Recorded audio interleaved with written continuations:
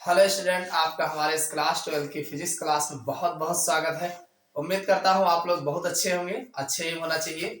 चलो बच्चों, आज की क्लास शुरुआत करते हैं। आज हम जो लेसन देखने वाले हैं ये मोस्ट इम्पॉर्टेंट लेसन है आपके फिजिक्स का। ये तरंग प्रकाशिकी का हमारा लेसन है, जो कि इसमें लगभग जितने 5 नंबर वाले और 4 नंबर वाले जितने भी लेक्चर्स बनते थे, जो भी क्वेश्चन 5 नंबर और 4 नंबर में पूछे जाते थे, सब पर हमने वीडियो बना दिया है। एक लास्ट क्वेश्चन ये आज देखने वाले हैं, तो आप लोग वीडियो के अंत तक बने रहिएगा। आज का हमारा क्वेश्चन जो है बहुत ही इंपॉर्टेंट है। आज का हमारा जो टॉपिक, सबसे पहले बात करेंगे बोस्टर का नियम क्या है, यानी बोस्टर के नियम के बारे में चर्चा करने वाले हैं।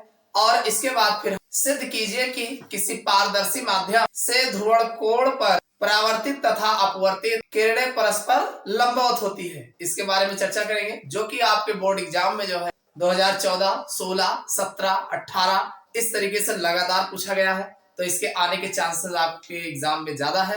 तो आज इस क्वेश्चन को हम कंप्लीट जानने वाले हैं। आप वीडियो के अंत तक बने रहिएगा, आपको अभी जो है समझ में आ जाएगा। तो चलिए सबसे पहले बोस्टर का नियम देख लेते हैं। ये बोस्टर का नियम क्या होता है। देखो, जो बोस्टर का नियम है, बोस्टर के नियम को एक संबंध द्वारा स्थापित किया जाता है, उसी को बोस्टर का नियम कहा जाता है। बोस्टर के नियम को आपके एग्जाम में जो दूसरे शब्दों में खूब पूछा गया है वो इस प्रकार पूछा जाता है, ध्रुवण कोण तथा माध्यम के अपवर्तनांक में क्या संबंध होता है। ध्रुवण कोण तथा माध्यम के अपवर्तनांक में क्या संबंध होता है, ये आपके बोर्ड एग्जाम्स में जो है 2014, 16, 17 और 19 में खूब नंबर लगा के पूछा गया है।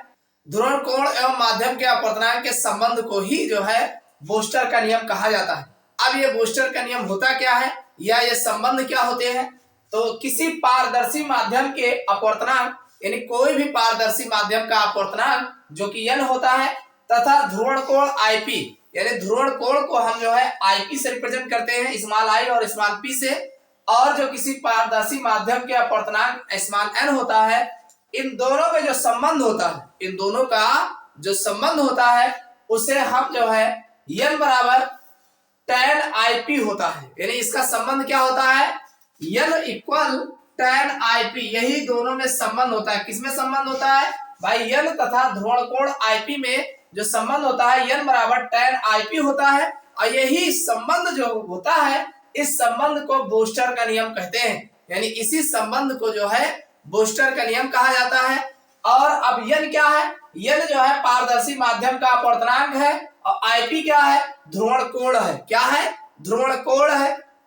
तो अब अगर इसमें देखा जाए तो वायु और कांच, जैसे एक माध्यम वायु हो गया और दूसरा माध्यम कांच हो गया, तो इन दोनों के लिए अगर Ip का मान देखा जाए कि Ip का मान कितना होता है, तो याद कर लेना ये 57 डिग्री होता है। कितना होता है, 57 डिग्री। तो ये आपका हो गया बोस्टर का नियम क्या है।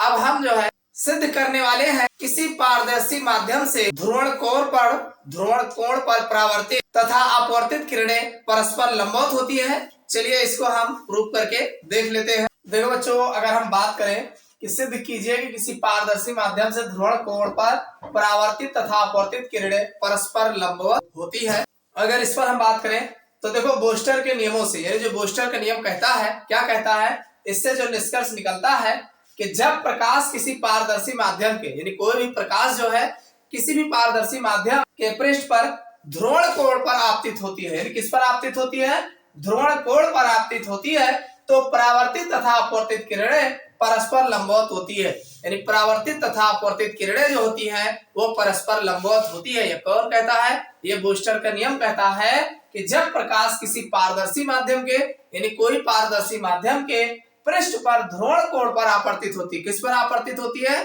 ध्रुवण कोण पर आपतित होती है, तो परावर्तित तथा अपवर्तित किरणें परस्पर लंबवत होती है। यह बोस्टर का नियम जो है कहता है। तो अब ये जो डायग्राम बना हुआ है आप देख रहे हैं, ये बीच में हमारा जो है एक्स वाई जो है एक्सिस है, एक पृष्ठ है जिसके ऊपर जो है वायु है और नीचे का कांच का, यानी इसका जो माध्यम अगर देखा जाए तो ये वायु है और नीचे का जो है कांच है। ये दो अलग अलग माध्यम लिया गया है। तो अब अगर एक्स वाई कांच का पृष्ठ है, मान लीजिए एक्स वाई जो है कांच का पृष्ठ है, जिस पर पी क्यू आपतित किरण है, यानी यहाँ पर पी और क्यू जो है एक किरण जो है आपतित, पी क्यू जो है आपतित किरण है, और क्यू आर आप देख रहे हैं, क्यू और आर एक इधर है तो क्यू आर परावर्तित किरण है, यानी कौन सी किरण है, परावर्तित किरण है, और क्यू एस अपवर्तित किरण है, यानी क्यू और एस जो है ये अपवर्तित किरण है। पृष्ठ एक्स वाई पर, यानी जो एक्स वाई पृष्ठ है पर आपतन कोण आईपी है। भाई आप आ रही किरण होती है तो आपतित किरण होती है, तो इसका आपतन कोण आईपी है, ठीक। तथा अपवर्तन कोण, अब ये जहां से ये अपवर्तित होकर जा रही है दूसरे माध्यम में, तो इसका कोण जो है आर है। स्नेल के नियम से, भाई स्नेल का नियम क्या कहता है, स्नेल के नियम कहते हैं कि n बराबर साइन आईपी बटे साइन आर, यानी एक माध्यम बटा दूसरा माध्यम। तो यहाँ n बराबर साइन आईपी बटे साइन आर हो जाएगा, जहां n कांच का वायु के सापेक्ष अपवर्तनांक है, अपवर्तनांक है, यानी आपको जो n दिख रहा है ये कांच का वायु के सापेक्ष अपवर्तनांक है। इतना समझ में आ गया। परंतु भाई n बराबर आप जानते हैं tan आईपी होता है, tan आई, ये जो है बूस्टर का नियम है, यानी ये आपका बूस्टर का नियम है जिसे समीकरण 2 मान लेते हैं। बात समझ में आई नहीं, n बराबर tan आईपी आप जानते हैं ये बूस्टर का नियम है। समीकरण 2 हो गया। अब जो है समीकरण 2 व 1 से, भाई n की वैल्यू इतना है, अगर हम इस वैल्यू को यहां रख दें तो tan आईपी बराबर साइन आईपी बटे साइन आर, यही तो हो जाएगा। भाई इस पर अगर रखेंगे तो ये बन जाएगा। एक चीज आप जानते हैं tan थीटा बराबर होता है साइन थीटा बटे cos थीटा, tan थीटा बराबर होता है साइन थीटा बटे cos थीटा। तो यहाँ जो tan की वैल्यू है हम रख देंगे साइन आईपी बटे cos आईपी, क्यों, समझ में आ गई नहीं।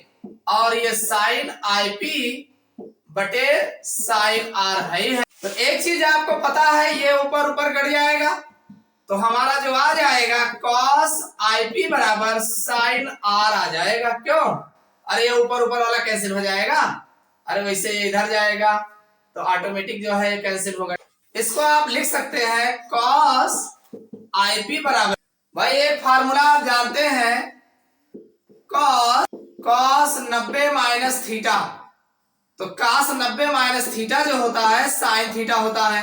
तो यहां लिखा है साइन आर, तो आप आराम से लिख सकते हैं cos 90 माइनस आर लिख सकते हैं। इतना समझ में आया। साइन आर को हमने चेंज कर दिया cos 90 माइनस आर, तो cos से cos कैंसिल, तो आईपी बराबर आराम से मिल जाएगा, क्या मिल जाएगा 90 माइनस आर, भाई यही तो मिलेगा आईपी बराबर। अब अगर इस आर को इधर ले ले, माइनस में है प्लस में हो जाएगा, तो आईपी प्लस आर बराबर 90 आ जाए। और ये चूंकि डिग्री में है इसको ध्यान रखना, तो यही हमारा फार्मूला जो है आईपी प्लस आर बराबर 90 डिग्री। इसका अर्थ है कि परावर्तित किरण क्यू आर तथा अपवर्तित किरण क्यू एस परस्पर लंबवत है। बात समझ में आई कि नहीं, नहीं समझ में आया। अरे भाई आईपी प्लस आर अगर देखा जाए, ये आईपी और आर इन दोनों की अगर वैल्यू निकालोगे तो ये लगभग 90 डिग्री आपको देखने को मिलेगा। अगर आप चेक करेंगे तो इसका और इसका मान जो होगा यहाँ पर ऐसे ही देख लो, ये लगभग समकोण दिख रहा है, तो ये 90 डिग्री आपको दिखाई देगा। तो वही यहाँ पर कहा गया कि परावर्तित किरण, भाई जो है परावर्तित किरण हो रही है, परावर्तित कौन हो रहा है, भाई यही क्यू आर तो परावर्तित हो रही है, ये क्यू आर परावर्तित किरण है और क्यू एस जो है अपवर्तित किरण है। और दोनों का मान जो है भाई आर, ये आर वाला कोण और आईपी वाला कोण, दोनों का योग जो है 90 डिग्री है, तो 90 डिग्री है तो ये दोनों समकोण होते हैं और एक दूसरे से लंबवत, 90 डिग्री होने के कारण एक दूसरे से लंबवत होते हैं। तो समझ में आ गया होगा, ना समझ में आया फिर से देख लो।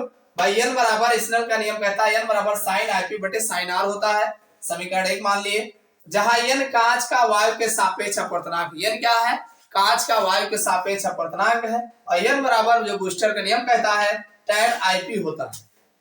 समीकरण 2 हो गया। इसी तरीके से समीकरण 2 और 1 से अगर हम देखेंगे तो tan आईपी बराबर साइन आईपी बटे साइन आर हो जाएगा। tan थीटा बराबर होता है साइन थीटा बटे cos थीटा, तो यहाँ साइन आईपी बटे cos आईपी हो जाएगा, अब बराबर साइन आईपी बटे sine R. Sine I P cancel हो जाएगा, तो यहाँ बच जाएगा ये सामने सामने। और आप जानते हैं cos आई पी बराबर ये साइन आर को आप लिख सकते हैं cos 90 डिग्री माइनस आर को साइन आर में चेंज किया जाता है, तो इसको हमने ऐसे लिख दिया। और लिखने के बाद ये cos से cos कैंसिल हो गया, तो यहाँ आई पी बराबर 90 माइनस आर हो गया। तो अब हम इसको उठा के इधर लाएंगे, तो आई पी प्लस आर हो जाएगा और बराबर 90। तो इन दोनों के कोण का मान जो है 90 डिग्री आ जाएगा।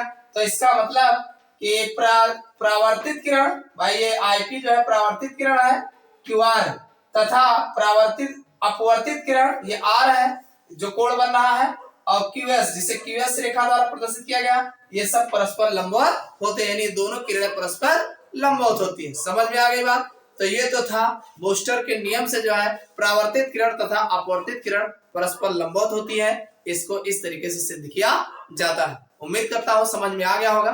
तो ये जो है 5 नंबर में पूरे पूछे गए हैं, आपके बोर्ड एग्जाम्स में काफी नंबर लगा के पूछा गया है। समझ में आया हो तो वीडियो को लाइक अवश्य करिएगा। फिर मिलते हैं अगले क्लास में किसी नए लेक्चर से साथ।